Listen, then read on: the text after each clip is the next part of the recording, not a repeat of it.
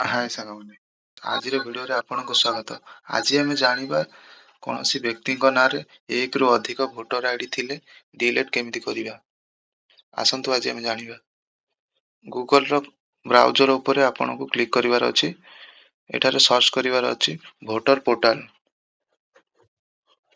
First ଲାଇନରେ ଆସିଯାଇଛି voter portal. ଏଠାରେ କ୍ଲିକ୍ କରିନେବା। Voter election commission of India ଏଠାରେ କ୍ଲିକ୍ କରିନେବା।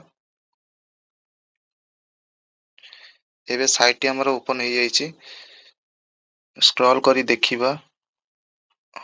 ସେକେଣ୍ଡ ଲାଇନରେ ଆମର ଅଛି objection of for propose inclusion deletion of name in existing roll fill number 7 ଏଠାରେ କ୍ଲିକ୍ କରିନେବା। ଯଦି ଆପଣଙ୍କ ନିଜ ନାଁରେ ଫଟୋ ଡିଲିଟ୍ କରିବାକୁ ଚାହୁଁଛନ୍ତି ତ ସେଲ୍ଫ ଚୁଜ୍ କରନ୍ତୁ। ଆଉ ଯଦି କାହାର ଡିଲିଟ୍ କରିବାକୁ ଚାହୁଁଛନ୍ତି ତ ଅଦର ଇଲେକ୍ଟର କରନ୍ତୁ। ମୁଁ ମୋର ସେଲ୍ଫ ନିଜର କରିବି ତ ମୋ ନମ୍ବରଟି ଆସିଯାଇଛି। ସବମିଟ୍ ଉପରେ କ୍ଲିକ୍ କରିବି। ଏଠାରେ ଡିଟେଲ୍ସ ଚେକ୍ କରି ଓକେ ଉପରେ କ୍ଲିକ୍ କରନ୍ତୁ। ଆପଣ ଏବେ ଚେକ୍ କରି ତଳକୁ ଆସି ଆପଣ ନେକ୍ସଟ ଉପରେ କ୍ଲିକ୍ କରନ୍ତୁ। ଆପଣ କ'ଣ ପାଇଁ ଡିଲିଟ୍ କରିବାକୁ ଚାହୁଁଛନ୍ତି ଏଠାରେ ତାର ରିଜନଟି ଦିଅନ୍ତୁ। ଆମେ ୟାକୁ ଡିଲିଟ୍ କରିବାକୁ ଚାହୁଁଛେ ପରମାନେଣ୍ଟ, ସେଥିପାଇଁ ପରମାନେଣ୍ଟଲି ଶିଫ୍ଟେଡ୍ ଅପସନରେ କ୍ଲିକ୍ କରିବା। ଏହାପରେ ଆମେ ସବୁ ଡିଟେଲ ସହିତ ଆଗକୁ ବଢିବା।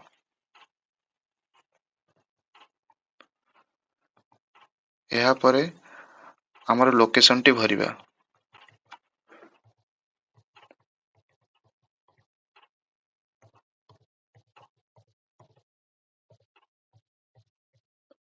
ଏହାପରେ ଟାଉନ ଭିଲେଜକୁ ଭରିବା।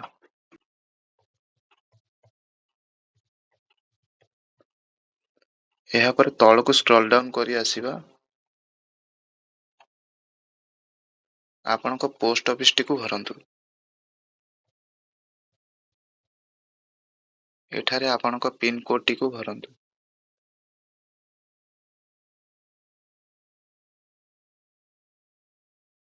ଏଠାରେ ଆପଣଙ୍କ ତହସିଲଟିକୁ ଭରନ୍ତୁ।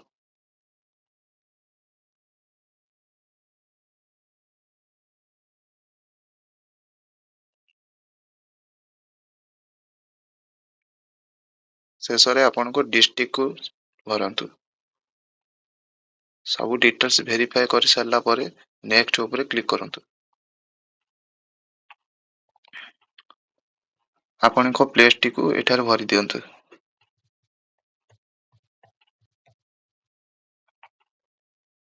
ଏହାପରେ ନେକ୍ସଟ କରନ୍ତୁ। ଏଠାରେ ସବୁ କାମ ସରିଲା ପରେ ପୁଣି ଥରେ ଭେରିଫାଏ କରିଦିଅନ୍ତୁ। ଭେରିଫାଏ କରିସାରିଲା ପରେ ଆପଣଙ୍କୁ କ୍ୟାପଚା ଭରିବାର ଅଛି।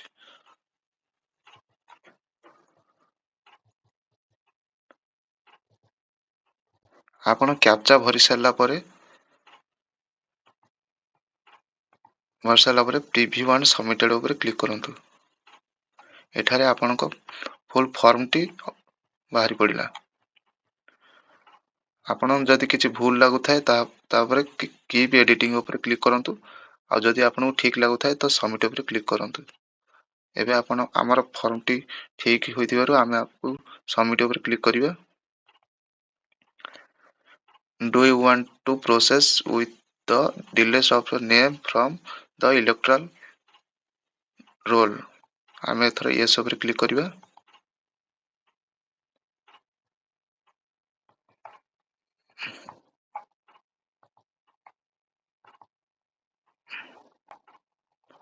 ଆମର କିଛି ଡିଟେଲ୍ସଟି ଭୁଲ ଥିବାରୁ ପ୍ରୋବ୍ଲେମ ଆସୁଛି।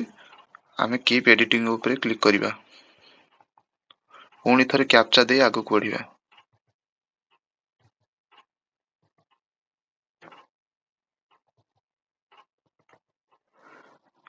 ପ୍ରିଭ୍ୟୁ ଆଣ୍ଡ ସବମିଟେଡ୍ ଉପରେ କ୍ଲିକ୍ କରିବା। ପୁଣି ଥରେ ସବମିଟ୍ ଉପରେ କ୍ଲିକ୍ କରିବା।